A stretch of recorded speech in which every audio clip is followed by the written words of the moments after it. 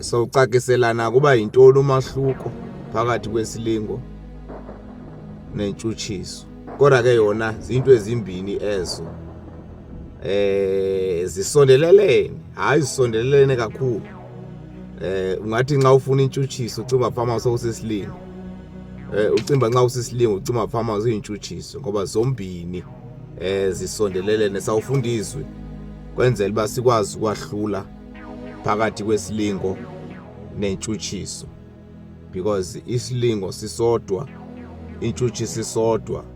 Sawufunda izwi lenkosi ke bangcwele kwenzela uba sibe ne-understanding ngokwezwi yokuba nxa sithetha ngesilingo sithetha ngantoni, nxa sithetha ngentshutshiso sithetha ngantoni. Now abantu ke bayathanda ukudibanisa into ezingadibani. Umuntu ahamba abheke etywaleni ayosela, esithi usindisiwe uyakholwa. Xa efikayo pha etywaleni bamhlaba otsotsi bamlimaza, athi hayi intshutshiso ibhokile ngoku. No, sontshutshiso leyo. Wena uwile, wena uhamba odla izono. Akho ntshutshiso injalo apha. Intshutshiso yodwa, haleluya. Futhi nesilingo sisodwa. Awuzuthi uhamba apho uhambe uyobheka uhambe uye kwankazana udibane phana ufike kuliwe pha ubethwe emve kokuthi hayi intshutshiso. Sontshutshiso leyo. Wena uyindla zono, wena ubuyodla izono. Wafumana na kufanele siyicacise bazalwane uba yintoni umahluko phakathi kwentshutshiso nesilingo.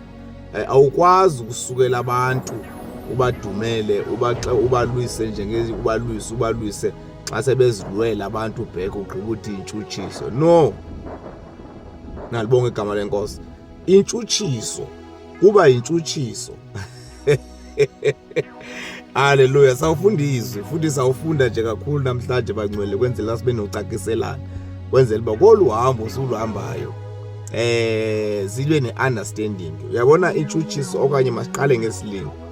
Isilingo yiyo nantoni na, malibonge igama lenkosi, ethi nxa ithi gqi kubonakala uba uyirhalele. Malibonge igama. Isilingo yiyo nantoni na ethi nxa ithi gqi ibonakala yenza umhla, ibonakala ingathi, because amaxesha amaninzi ke zonke ke izinto zithi gqi for uzosusa wena kwiposition yakho uzokwenza uxabane noThixo. Now yinto engokwethi nxa ithi gqi ubone uba hayi man ndiyalingeka. Malibonge igama lenkosi. Now nxa ithi gqi ke lento kufuneka ube ne-understanding uba ayiveli kuThixo. Maniphinde uThixo akalingi mntu. Maniphinde bazalwane, mhlambe nathi umonakala akazivi uthini ke ngoku. uThixo akalingi mntu. Isilingo asizi noThixo. Zayiva ke namhlanje uba ndithetha ukuthini. Sawufunda izwi nali iBhayibhile lam ndilitshilile apha so that basikwazi uba sifunde. Kodwa ke senditshilo ukuba isilingo yiyo nantoni na othi nxa uyenza unyanzeleke ubreake ilaw okanye ubreake imiqathango ethile. Now nxa uzawungena esilingweni utsiba kwimiqathango ethile. Andifuna ukuthi law because indaba ye-law sayicocise kakhulu nowadays. Now kukho into ozafuneke uyimoshe ungene ukuze ufumane into othi uzuyifumane ufuneka umoshe into ethile. Ukuze ungene esilingweni uthi gqile into inhle kangangoba ufuneke uphule imiqathango ethile ukuze ingene na uThixo akakwazi ukwenza nento engokweza kwenza wena uphule imiqathango ozakwazi uba uxabane naye. That ndizama ngokusekela lento ethi uThixo akalingi mntu. Isilingo sisodwa, intshutshiso iyodwa. Ncwadi kaJames chapter number 1 verse number 13. Uyakubi chapter number 1 verse number 13 sifunde. Makungabikho namnye utshoyo akuhendwa ukuthi ndiyendwa nguThixo. uThixo akanakuhendeka kokubi akahendi namnye ke yena. Ncwadi kaJames chapter number 1 verse number 13 lithi uThixo akahendi namnye ke yena. Now uyanqanda ke ngokuthi makungabikho mntu akuthi wakuhendwa kwakuthi nxa uthi gqi i-temptation, izinto eziza kwenza uxabane noThixo uthi uhendwa nguThixo. Akakwazi uThixo ukuzovulela izinto ozawuthi wakuzenza axabane nawe. Ncwadi yabaseKorinte chapter 10 verse number 3 verse number 13 sizayiva bazalwane, kukho umahluko phakathi kokuhendwa okanye kwesilingo malibonge igama lenkosi. Kukho umahluko phakathi kwesilingo nentshutshiso. There is a difference between temptations ne-persecution. Malibonge igama lenkosi. Now funeka sicacisele ke bazalwane, maKorinte chapter number 10 verse number 13, no temptation has overtaken you that is not common to a man. Malibonge igama lenkosi. No temptation has overtaken you that is not common to a man. Iqhubeka ithi God is faithful and he will not let you be tempted beyond your ability. Malibonge igama lenkosi. Ngamanye amazwi ke bazalwane bam, asikho isilingo olingwa ngaso engasosamuntu. Zonke izilingo olingwa ngazo zizilingo ekumelwe zilinga abantu kakade. Malibonge igama lenkosi. Now uthi ke nxa iqhubekayo ke ngoku maKorinte chapter number 10 verse 3 verse 13 uthi ke ngoku, malibonge igama lenkosi, uthi ke ngoku uThixo akasayi kusivumela isilingo uma ulingwe esingaphezulu kwamandla wakho. Ngamanye amazwi ke ngoku ezi zinto ulingwa ngazo nawe uzibonayo uba ndiyalingwa ngaleni into, uThixo uyayazi uba unawo amandla wokuyicontrola loo nto leyo futhi uyinqobe udlule kuyo. Malibonge igama lenkosi. Lithi ke ngoku uThixo ayesayi kusivumela isilingo esingaphezulu kwamandla wakho. Yonke lento ulingwa ngayo, utshutshiso ulingwa ngayo, noma siyeke intshutshiso saya kuyo, yonke lento ulingwa ngayo, yonke lento ibonakala ingathi hayi mina andikwazi uqina evangelini, andikwazi uqina kuKristu, andikwazi uze ndikholwe njengabanye abantu ngoba ndiyalingeka.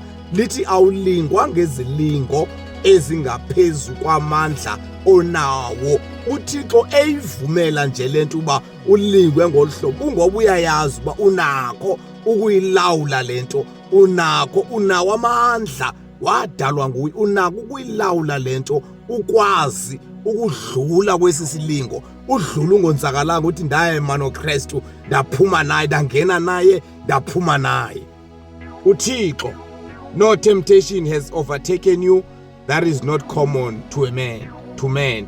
God is faithful and he will not let you be tempted beyond your ability. Malibonge igama lenkosi. Masifunde ke incwadi kaLuka chapter number 4 verse number 13. Sive bazalwane uba isilingo ibhlungu ukubona umzalwane ethi ndaguquka ngo-2020 now ngo-2025 kodwa ndisahlulwa sisilingo. Andikwazi uqina, handi yahendeka. Hayi bayandehlula, iyandehlula utywala, ndiyalingeka. No bazalwane, akasivumeli uThixo isilingo. Hayi mina ndiyakhola but ndilisela ndiyalingeka. Andikwazi ukuphuma nje emsebenzini ndingebanga nto. Ndiyalingeka. Now lithi izwi lenkosi akasivumeli, uyakwazi ukuyibeka uThixo, uyakwazi into ihlale pha ibekwe nguSathana azolinga wena. Uyakwazi uba ubuwiki ekubeni na ufuna webe ngoku ngumzalwane. Lithi izwi lenkosi nonto leyo uThixo uyayivumela yenziwe nguSathana because uyakwazi unakho ukuzicontrol uphuma ungayibanga into, futhi uyazi uba akho umuntu uzandibona, akho umuntu uzawundazi, ungayithathi still. Malibonge igama lenkosi ngoba uThixo akasivumeli isilingo esingaphezulu kwamandla wakho. Akasivumeli isilingo esingaphezulu kwamandla wakho. Akezina silingo yena unguThixo. kodwa xa sizile akasivumeli sibe ngaphezulu kwamandla wakho. Luka chapter number 4 verse number 13. Luka chapter number 4 sizoyivala le ndaba ye-temptation yezilingo. When the devil had finished all this tempting, he left him until an opportune time. Malibonke igama lenkosi. Now siyayiqonda ngosuYesu lithi iBhayibhile wanyuselwa enhlanga ngumoya waqala uSathane. Asiva kuthiwa wayelingwa nguThixo, but lithi wayelingwa ngubani? nguSathane. Ethi uba unguye nyana unyana kaThixo guqula lamatshe abezizonka. Wayembona ulambile kwi-fasting. Now uthi uYesu ngoku ephendulayo uyayiqonda ba lonto ingenzeka, kodwa uthi umuntu lo akaphili ngasonka sodwa. U-opposer okanye uphikisana nesilingo esiza noSathane. Haleluya. Now uSathane uza nesilingo soba makatye before abe uyayigqiba le fasting. Uthi ke ngoku umuntu lo akaphili ngasonka sodwa. Now uphinde uthi gqi uSathane uthi no, uba ungaziphosa ezantsi hleze izithunywa zamazulu zika uza nesinye isilingo. Akancama uSathane, uyalinga maxesha wonke. Nalibonke igama lenkosi. Now nxa usohambe kwesiko luhambo usuluhambayo lokukhonza uThixo, njalo nje izinto esawuhlangabezana nazo ezo ezama ngohlobo lonke uSathane. Lithi iBhayibhile waqhubeka uSathane wamcenga wathi hayi ubungandinqula, ngoba uthe nxa ke mphendulaye wathi uthi lithi izwi lenkosi ungayiyendi inkosi yakho. Waphinde waqhubeka uSathane wathi uba ungandinqula ndawumnikeza bonke obutyebi, ngoba uSathane uyabanikeza abantu. Hawu ndawukunike kodwa ubanikeza under conditions. Ozinikwe nguSathane izinto uboyazi uba uzophinda uSathane azozilanda okanye kufuneka uthobele imiqathango yakhe. Uthi uYesu ephendula ngoku libhaliwe kwathiwa ungakhothameli nabapha noThixo, khonza uThixo oyi-one, anikwazi ukunqula wena. Masiyeke ke ngoli yezilingo. Ndifuna ngoku uhambe nento uqondayo kakuhle uba isilingo uya-understand uba asizi noThixo, siza noSathane. 2, isilingo uya-understand uba xa ulingwayo awulingwa ngezilingo ezinto bonke abantu bayalingwa. Bayazi uba nabanye abantu badlule kwezinto baqina baqhubeka bayenza intando kaThixo. Awulingwa ngezilingo engasoza abantu. Lithi ke ngoku awuvumeli uThixo isilingo, akasivumeli isithixo isilingo esingaphezulu kwamandla wakho. Masiye kule persecution. Umbonzima. Intshutshiso. Intshutshiso bazalwane. Intshutshiso yinto eza nomuntu. Yinto eza nomuntu. Futhi ke ngoku intshutshiso iza nomuntu emntwini. Uyabona lempilo uyiphilayo yokukhonza uThixo, ufuna ubungcwele, ufuna ukukhonza ngendlela eright, ngendlela nawo kukho abantu abaza kutargeta baze nobunzima ukuzokwenzela nzima. Baza nezinto kuwe ukuzokwenzela nzima kwenzela uba uzomlahla lo Thixo uthi uyamkhonza. Intshutshiso ke leyo. Beza nobunzima kuwe, noba zikuvisa kabuhlungu enyameni, noba zikuvisa kabuhlungu emoyeni, noba zixabanisa nabantu, noba zikwehlutha into nazo ubusozibleswe nguThixo, noba kwenzeka nto. Intshutshiso leyo iza nomuntu kuwe kwenzela uba uve ubunzima, umlahle uThixo. Now xa ungafunda nje ufunda ngabapostile nxa siva abanye bakhutshwa amehlo, abanye bafaka kumadrama namafutha abila kwenzeka konke, abanye bayolahla kwiigudzu zasePatmos, abanye baqhawula inhloko. Yayintshutshiso leyo efuna uba beve kabuhlungu, yayisa nabantu kwenzela beve kabuhlungu bamlahle uThixo. Malibonke igama lenkosi. 2 Timothy chapter 3 verse number 12. Everyone who wants to live a godly life in Christ Jesus will be persecuted. Wonke umuntu ozimisela ukuphila impilo kaKristu uzawufumana intshutshiso. Noba ize njani kodwa intshutshiso yona izawufika. noma ize ngomtshato wakho, noma ize ngomyeni wakho, noma ize ngonkosikazi wakho, noma ize ngabantwana bakho, noma ize ngecolleagues zakho, ngoba ize ngabantu okhonza nabo ecaweni, ngoba ize ngabazali bakho, noma ize ngomakhelwane bakho. Kodwa lithi izwi lenkosi, everyone who wants to live a godly life in Christ Jesus will be persecuted. Le into funeke sihlale siyazi uba intshutshiso yona izawufika.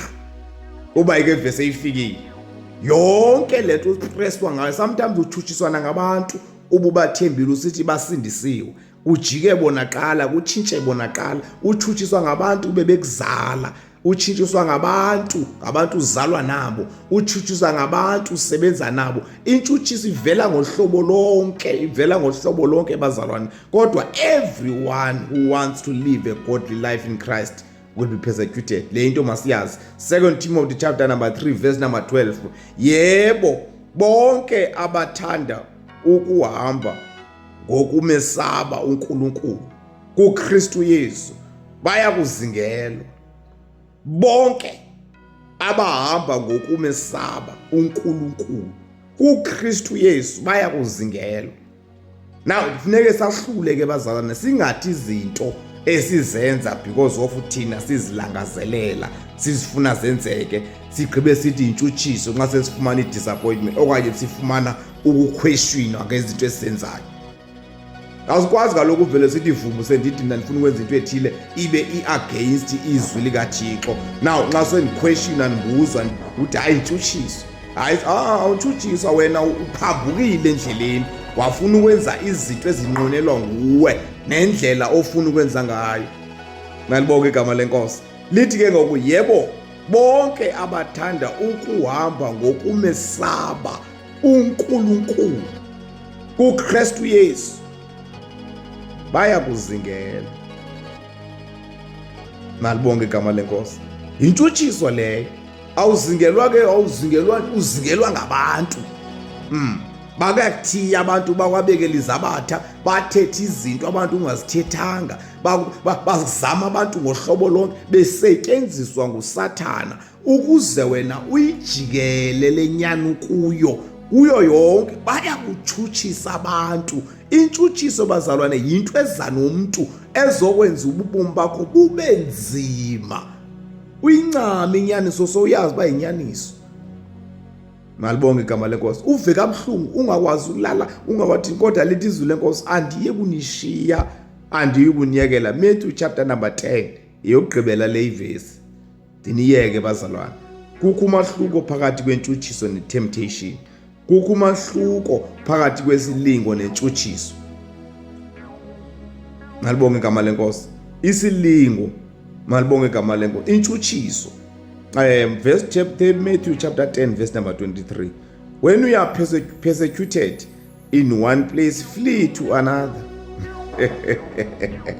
Ayisukani badoda. Izwi lenkosi line solution. When we are persecuted in one place, flee to another.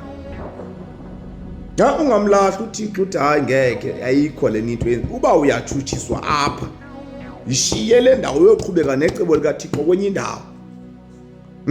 Litho nje njalo bazalwane, when we are persecuted in one place, flee to another place. Xa sukuba ke benitshutshisa kuloo mzi, sabelani kumbi. Sabele next door man. Utsiba apha ushiye le into ubonakala baThixo apha intshutshiso le, ngoba intshutshiso bazalwane iba khona nasecaweni, iba sakhona nasecaweni. Ubona uba apha ndiyatshutshiswa apha, futhi nditshutshisela uba ndimlahle uThixo. Lithi izwi lenkosi, ungamlahli uThixo, flee from one place to another place. Lithi izwi lithi lesizulu sukuba benitshutshisa kuloo mzi, sabelani kumbi.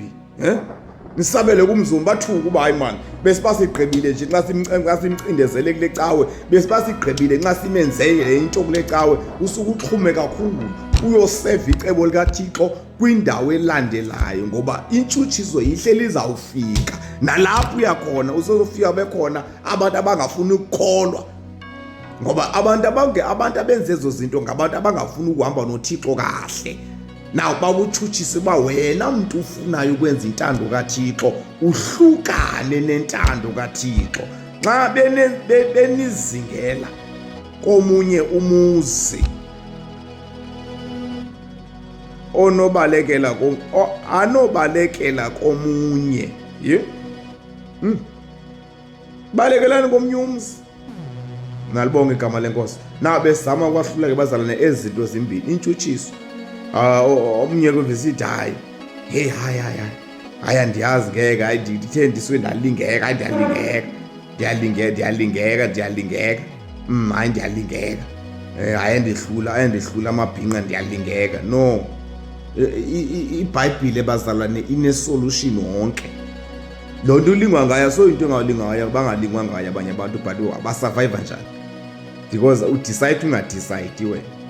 That's why ke ulithi izwi lenkosi anilingwa ngezilingo engasoza abantu. Nxa ufunda incwadi kaLuka lithi iBhayibhile ke ngokuhlalani emthandazweni ukuze ningoyeli ezilingweni.